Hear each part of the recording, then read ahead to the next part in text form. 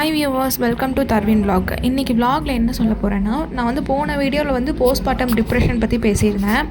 எனக்கு வந்து நான் போஸ்ட்மார்ட்டம் டிப்ரெஷன் எனக்கு வந்ததே இல்லை. அப்படியே ஸ்டார்ட் ஆகிற மாதிரி இருந்தாலும் நான் அதை வந்து அட்ஜஸ்ட் பண்ணி கண்ட்ரோல் பண்ணிப்பேன் அப்படிங்கிறது நான் லாஸ்ட் வீடியோவில் சொல்லியிருந்தேன். ஸோ அதை நான் எப்படி கண்ட்ரோல் பண்ணுறேன் அப்படிங்கிறது தான் நான் இந்த வீடியோவில் உங்களுக்கு எக்ஸ்பிளைன் பண்ண போகிறேன். என்னோடய எக்ஸ்பீரியன்ஸ் அதை தான் நான் வந்து உங்களுக்கு இந்த வீடியோவில் சொல்ல போகிறேன். ஃபஸ்ட்டு நம்மளுக்கு டிப்ரெஷன் எங்கேருந்து ஸ்டார்ட் ஆகும் அப்படின்னா, நைட்டு நம்மளுக்கு எப்போ கண்டினியூஸாக தூக்கம் கெடுதோ அப்போ தான் நம்மளுக்கு வந்து டிப்ரெஷன் அப்படிங்கிறது ரொம்ப ஓவர்லோட் ஆகும். ஸோ எனக்கு வந்து அதுக்கு சுத்தமாக கிடையவே கிடையாது. நான் பிறந்து ஒரு 3 நாள் மட்டும், அந்த ஹாஸ்பிட்டல் இருக்கிற 3 நாள் மட்டும்தான் வந்து தம்பி பிறந்த 3 நாள் மட்டும்தான் எனக்கு வந்து அவன் தூங்குறது வந்து ஒரு இர்ரெகுலராக தெரிஞ்சுது. நான் வீட்டுக்கு கூட்டிகிட்டு வந்ததுக்கப்புறம் அவனை வந்து பகலில் ஃபுல்லாக விளையாட விட்டுருவேன். ஸ்டார்டிங் ஒரு 3 மாதம் வரைக்கும் அவனுக்கு இப்போ 5th மந்த் அவன் டச் பண்ணிட்டான். ஃபஸ்ட்டு 3 மந்த்ஸுக்கு வந்து 2.5 மந்த்ஸுக்கு வந்து அவன் வந்து பகலில் ஒரு 2 டைம் தூங்குவான். 2 டைமே வந்து ஒரு 2 hours 3 hours வரைக்கும் தூங்குவான். மிச்சருக்கு எல்லா நேரம் அவனை விளையாட விட்டுருவேன். ஸோ நைட் வந்து அவன் கண்டினியூஸாக தூங்குவான். இப்போ வந்து அவன் தூங்குறது வந்து கொஞ்சம் கம்மியாயிடுச்சு. பகலில் ஒரு 1 hour 1/2 hour அவ்வளோதான் தூங்குறான். ஏன்னா நல்லா வேடிக்கை பார்த்து பழகிட்டான், விளையாண்டு வேடிக்கை பார்த்து அந்த மாதிரி. ஸோ பகலில் ஃபுல்லாக நான் வந்து நல்லா வேடிக்கை காமிச்சு விளையாட்டு காமிச்சு அந்த மாதிரியே வச்சுருப்பேன். ஸோ நைட் வந்து அவனுக்கு நல்லா தூங்கிடுவான். இப்போ வரைக்குமே நான் நைட் வந்து ஒரு 11 o'clock மேக்ஸிமம், அதுவும் ஏதாச்சும் ஒரு நாள் 2 நாள் தான் அப்படி முடிச்சுருந்துருக்கான். மேக்ஸிமம் 9 o'clock 10 o'clock தூங்க வச்சுருவேன்.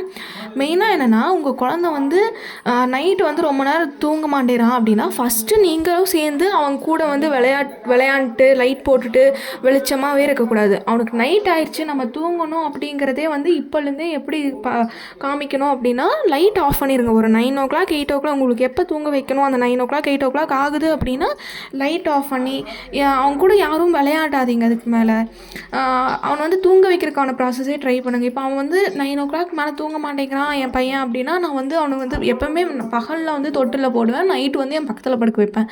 பட் அவன் தூங்கலை அப்படின்னா நான் அவனை வந்து தொட்டிலில் போட்டு ஆட்ட ஆரம்பிச்சிருவேன். ஸோ இந்த மாதிரி ஏதாச்சும் ஒரு ப்ராசஸ் ட்ரை பண்ணுங்கள், தூங்க வைக்கிறதுக்கான ப்ராசஸே. அதை விட்டுட்டு நீங்களும் கூட சேர்ந்து விளையாண்டிங்க அப்படின்னா அவன் கண்டிப்பாக தூங்க மாட்டான். தென் செகண்ட் விஷயம் என்னென்னா, நீங்கள் பகலில் வேலை செய்யும்போது உங்களுக்கு ஃப்ரீயாக இருக்கணும் அப்படின்னா, நீங்கள் ஸ்டார்டிங்லேருந்தே குழந்தைய வந்து கீழே போட்டு தூங்க வச்சு பழக்கிடணும்.